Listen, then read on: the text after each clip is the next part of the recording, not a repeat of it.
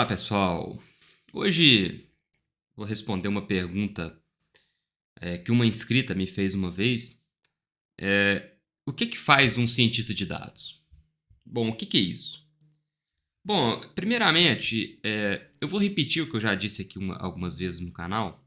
Essa profissão que nós chamamos hoje de cientista de dados é uma profissão um tanto quanto recente. Então, na verdade, o cientista de dados, o que o cientista de dados faz hoje, muitas pessoas já faziam há muito tempo. Só que tinha um outro nome. Por exemplo, quando eu trabalhava em instituto de pesquisa e tal, a gente chamava essas pessoas de estatísticos. E o que era o cientista de dado na época? Era um estatístico que sabia programar. Tá errada essa definição? Não, mas também não tá certo. E aí é que tá. Bem, se você perguntar para 10 pessoas o que um cientista de dados faz e o que é a ciência de dados, muito provavelmente você vai receber várias respostas distintas. Talvez você receba, se perguntar para 10 pessoas, talvez você vai receber até 10 respostas diferentes. Então, isso é completamente normal. Isso quer dizer que o cientista de dado não tem um escopo de trabalho bem definido? Não, não quer dizer isso não. Mas quer dizer o seguinte, que cada pessoa tem uma compreensão diferente do que é a ciência de dado.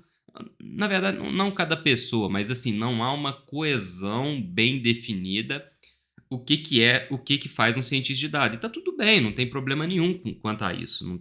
Isso não é um demérito dos cientistas de dados e tal.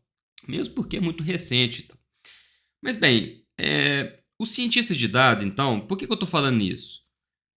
Porque isso é muito a minha visão e o que eu entendo por ciência de dados. Se você perguntar para os meus colegas que trabalham comigo e outros cientistas de dados, eles talvez vão responder coisas diferentes, talvez vão discordar de mim.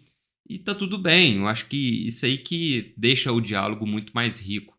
Então, e por isso que eu resolvi gravar isso. Então eu pensei muito, eu vou escrever, falar o que um cientista de dados faz, vai chegar alguém lá e vai me detonar, vai me criticar, vai falar que é tudo mentira, que eu estou equivocado e tal. Tudo bem, talvez eu esteja mesmo, não tem problema não, eu não tenho nenhum tipo de problema quanto a isso.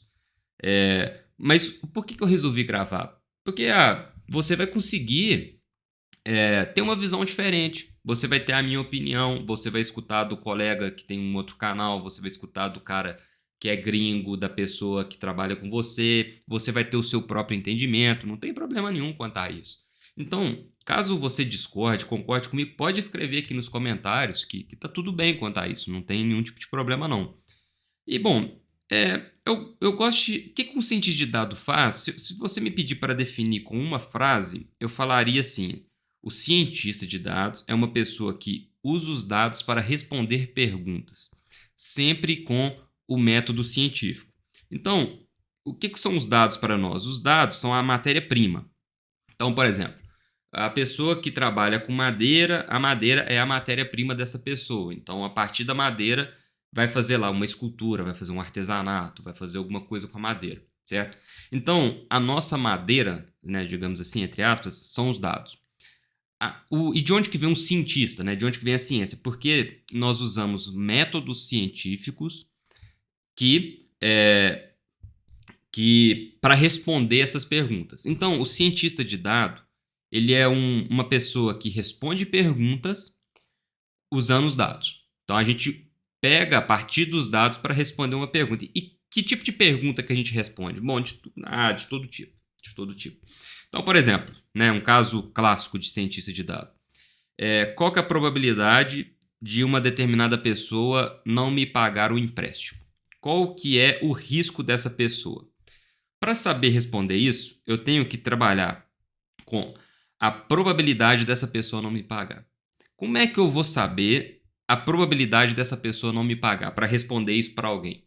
Bom, eu tenho que levar em consideração vários fatores, né? Como, por exemplo, sei lá, se essa pessoa já teve dívida, se ela tem dívida, se ela tem patrimônio, coisas lógicas assim. Utilizar um método científico para responder essa pergunta lá na frente. Olha, a probabilidade dessa pessoa pagar é X. Então, é sempre trabalhando com probabilidade. Um cientista de dados, ele não é um guru, ele não tem bola de cristal, não. Por isso que ele erra muito, é normal, tá tudo bem com isso. Então, você tem que aceitar a falha. Então, um cientista de dado que quer ter sucesso é uma pessoa que tem que aceitar isso, porque muita gente confunde isso, confunde o cientista de dados como uma pessoa que tem bola de cristal e que vai acertar tudo. Claro que não vai. Então, vamos supor, eu tenho uma amostra aqui de 1.000 pessoas para analisar. Então, por exemplo, essas 1.000 pessoas aqui, eu falo que, sei lá, o risco ali de calote é de, sei lá, 30% daquelas pessoas de me dar o calote. Mas pode ser que seja 31%, pode ser que seja 35%. Claro que eu não vou errar muito, né? Claro que os dados, eles são muito bons, esses métodos são consistentes, enfim, tem uma série de fatores aí. Mas muita gente acha que o cientista de dados falou que não vai pagar, então, pô, eu não vou confiar, não. É porque tem várias. É porque a gente trabalha com dados, então às vezes o dado é muito ruim e tal. Então é isso.